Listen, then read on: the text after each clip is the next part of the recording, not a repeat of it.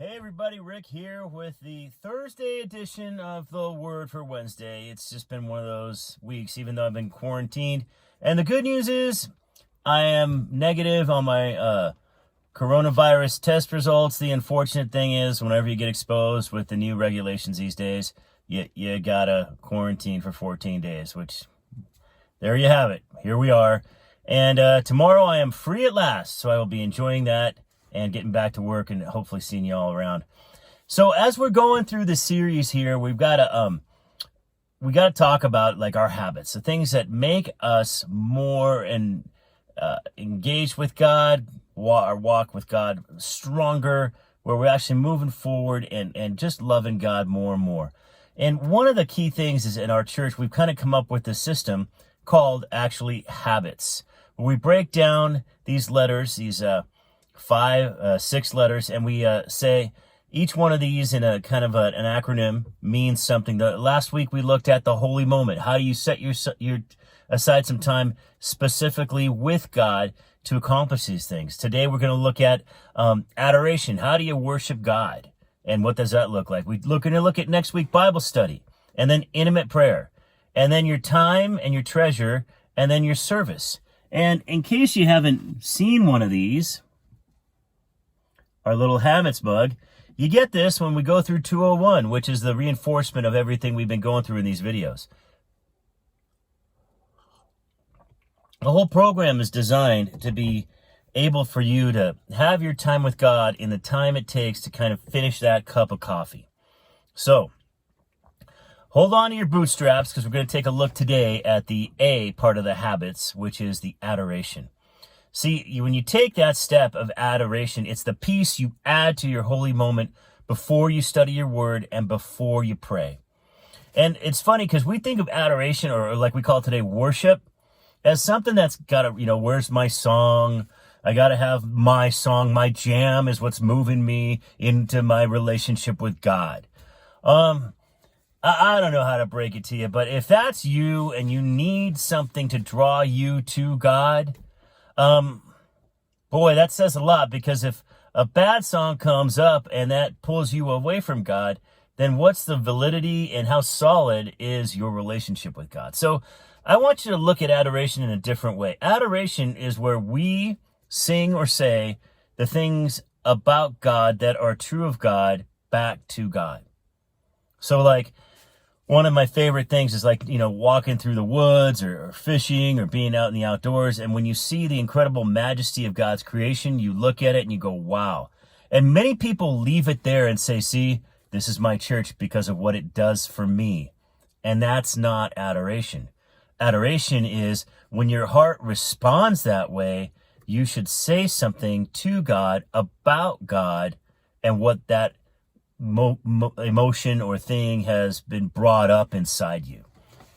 Adoration is one of the key things, and there's some interesting passages, and it says this in 1 Chronicles 16. It says, I praise you, God, and I give thanks to the Lord and pray to him.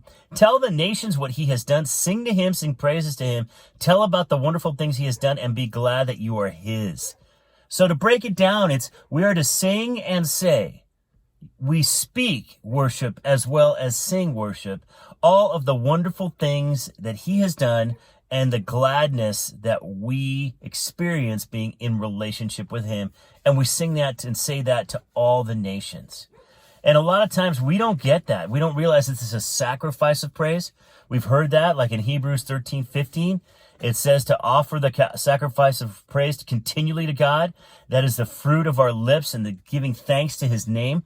That stuff means that worship, adoration, is sacrificial, that we give something of ourselves. We don't necessarily like sacrifice. We do it out of obedience and out of truth because that's really who God is. So we're saying it and we're sacrificing what we think we are in light of to speak what God really is. So I just want you to think of that, because it's not enough to sing hymns during worship services. I mean, praise should be the daily pursuit of our lives if you're a child of God. And the deeper you understand God, the more your worship reflects that.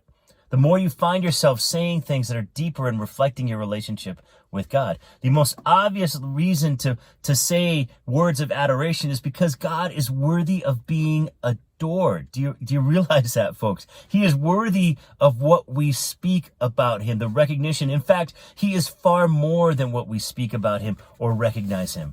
And you have to realize that, praise sets the tone for your praying. In Psalm 104, it says, when you adore God, you are realizing whose presence you are entering.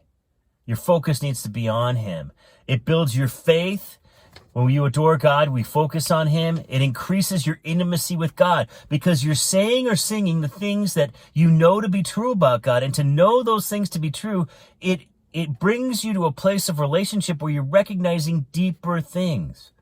Like, for instance, you see a glorious sunset across the backdrop of the sky, and it's like, wow, Montana's known for beautiful sunsets and big sky country. That's amazing. Yeah, it's amazing, but why? Because the God of the universe spoke that into existence in an instant, and the world obeyed. And he creatively thought of all that exists in that one picture you were looking at that moment. If that came from him, imagine how much more powerful he must be to create that.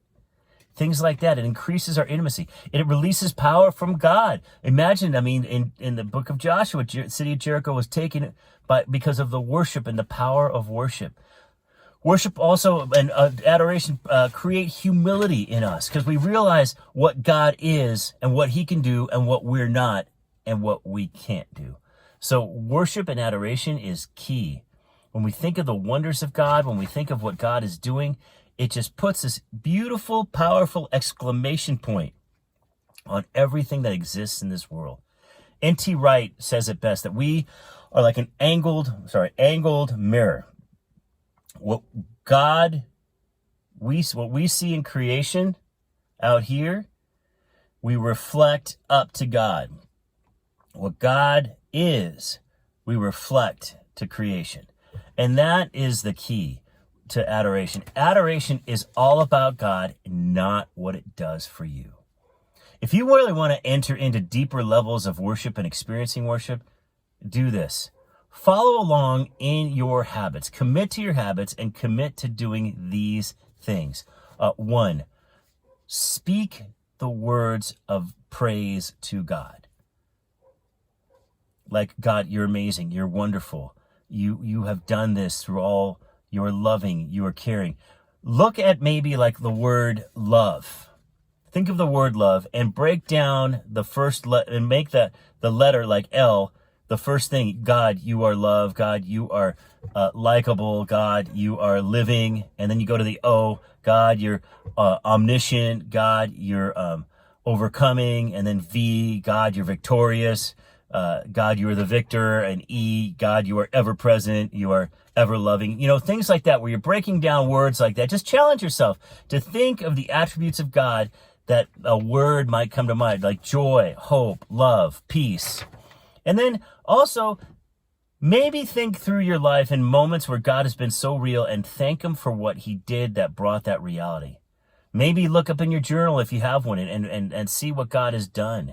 Or think of a worship song or a hymn that is meaningful and deep and break down one verse and say, God, you are glorious beyond compare because, God, you're truly the being that is above all things and nothing compares to you.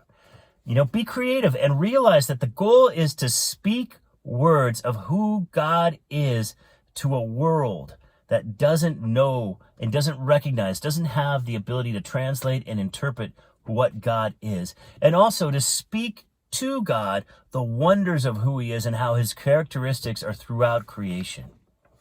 So I'm challenging you to do that to look at worship differently, that start this holy moment. You're going to sit down and you're going to grab yourself a cup of coffee.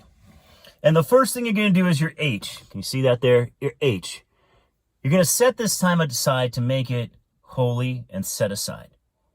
And then this week, you're going to add to that adoration. You're going to start speaking words, recognizing who God is in the universe and what he's done. And then next week, we're going to move to Bible study. Then we're going to add intimate prayer. And then we're going to add talent, time, and treasure. And then we're going to add service. All this adds up to, by the time you are done with this coffee, in 15 minutes, you'll have experienced a time with God that over time, it's that long, steady obedience in the same direction will transform you, your family, and those around you. I hope you have a great day. There's a little link that I'm going to put down here in the description. You can click on it, and there's a handbook, a self-study handbook that you can look at to help you cement your habits and get your habits all done. So download it. It's there. It's even free. Grab it, get it, and I hope you have a great week. Be blessed, and hey, be careful up there. We're experiencing a spike. Be safe. Keep your distance. Don't neglect the words of love and truth and respect and grace and mercy, but make sure you stay healthy enough to be able to minister to the next person as well. Bless you all. Take care. Have a great week, and we'll see you Sunday.